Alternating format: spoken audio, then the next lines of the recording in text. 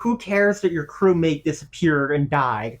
You're hot women. On first impression, the movie Vegas in Space may not seem special compared to other science fiction movies in the B-movie genre, but when you dig deep, there's something special there. After 18 months of filming and 8 years of editing, Vegas in Space was released in 1991, and it was starring Doris Fish, a drag queen from San Francisco. What exactly happens in this film? I wish I could play for you, but the opening song is just great. It's about an interplanetary hookup, and it's very groovy. Vegas in Space follows the crew of the USS Intercourse. Yes, that's the actual name for it. The crew of the USS Intercourse goes to Vegas in space, and that's in a system that rhymes with the word lever, and the name of the planet it's on rhymes with Dolores. I'm using rhyming schemes here because when you talk about AFAB anatomy on YouTube versus AMAB anatomy, people tend to be a little bit stricter about the AFAB anatomy, which is silly, but honestly, I don't want this video taken down. The commander, who is the sister to the Queen of Police on Vegas in Space, tells the crew to change sex to go to Vegas in Space, because Vegas in Space is a female-only world. However, they're inclusive to trans people. TERFs, you should learn a thing or two from that. Come on, let's change sex. Well, that was awfully casual, wasn't it? The pills they take to feminize their body are pink. However, for some of you in my audience, you'll know that's actually blue. So their commander tells them to go undercover in Vegas in Space as showgirls from Earth. So Dick decides he needs 2 pills, and then he evaporates. I can't think of a single joke about that. He evaporated in the line of duty. Who cares that your crewmate disappeared and died? You're hot women. Okay, so at this part, they're controlling the ship, but they're not actually touching it? Alright. So Vegas in Space is made up of a bunch of perfume bottles. So Princess Angel, who's her escort, shows up real quick, and I mean real quick, like just instantaneously. And that's not suspicious at all. She slays in that outfit. Please, follow me. Walk this way. Walk this way.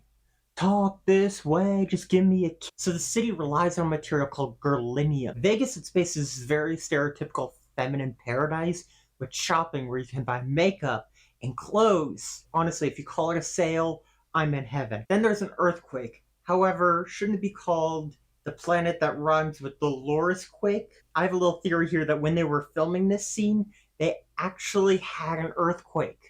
Because guess what? This film was actually filmed in Doris Fish's personal apartment in San Francisco. You heard that right. This film was actually filmed in an apartment in San Francisco. And you can actually look on Google Maps and see where it was filmed. Now, there's no monument there, but frankly, there kind of should be. As someone who also records in their apartment, I highly appreciate that you watch this, because I put a lot of work into this. The neighbors are noisy and everything. So it takes a lot of work. And I really appreciate you being here. So please, if you can, like the video, subscribe, and after this video's done, watch more of my videos. Because I really put a lot of work into these, and I want to grow even further. Thank you. The Queen of Police assures that crime is under control, despite the fact that they're shoplifting in a black market. So the Empress tells them that there's a rise in crime and nightmares, and that the Queen of Police herself is the lead suspect. Honestly, even in Vegas in Space, the police are corrupt. Go to the other side of the planet that rhymes with Dolores, and they could actually turn the color off because the atmosphere can't support color. Then they realize there's someone there that has stolen stuff. They've stolen a bunch of different stuff to be fashionable, but there's so much there it's unfashionable, and they call it drag. And they make this really interesting point. You mean women are descended from drag? Women come from drag. Now, that's not to say that women literally come from drag, but women's fashion certainly has its roots in drag. It's sort of like how Madonna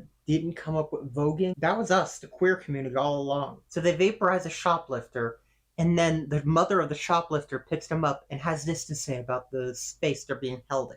Kind of looks like a movie set. You could actually say it is a movie set in some apartment in San Francisco. Awful lot of crime for a planet without men. It's Now, when I first watched this movie, I legitimately thought Tracy had been clocked. That's how terrifying this scene was. They have this creepy, trippy scene. They have a Wizard of Oz parody. Hey, they're doing the Macarena. Hey, Macarena. It's like, this movie has everything you could want. So please, if you get the chance, watch this movie. It's currently on Amazon Prime. I'm not trying to put this movie down. I just legitimately think it's a great movie to spend time with. You're certainly not going to forget watching it. Then there's this drunk outing, but somehow it doesn't result in danger. We are secret agents. I used to be a man. Honestly, Vegas in space really is a paradise. Not only as a woman, but being a trans woman especially. So then it's time for the show. But unfortunately, I can't show that because there's music in it and partial nudity. At least what I think YouTube would consider nudity. And then it turns out Princess Angel was in fact Girlinium, which is where all the Girlinium was. Somehow it works, I guess. And she's been wearing masks of different people. Really creepy masks. It's really interesting. And the movie ends with them all wanting to stay women, which, honestly, is a perfect trans ending. I wasn't expecting this to be such a trans story, but it is, and it's really beautiful. They even end with a song that could easily become a trans anthem. Alright, so let's talk about the serious part here. So Doris Fish was a drag queen living in San Francisco, and she had worked on this movie for a long time. And to get it funded, she became a call boy, which I think sex work is great and should be legal. Remember at the start of the video when I mentioned that it took 8 years to edit this? Well, that was because she needed the funds. And she got AIDS, of which she later died from. In the 80s and 90s especially, it was heavily affecting the gay men community. Honestly, the US government really didn't do shit about it, because they didn't care if queer people lived or died.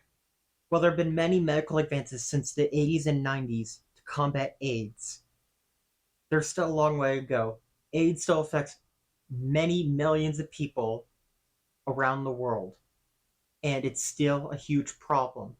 That's why I not only encourage everyone who watch this, watch the movie to honor Doris Fish's legacy, and donate to something like the Elton John AIDS Foundation. I'm not sponsored or affiliated with them, or you could try a different AIDS charity. I just think it would be a great way to honor Doris Fish's legacy, and to make sure no one has to suffer through AIDS again. Thank you.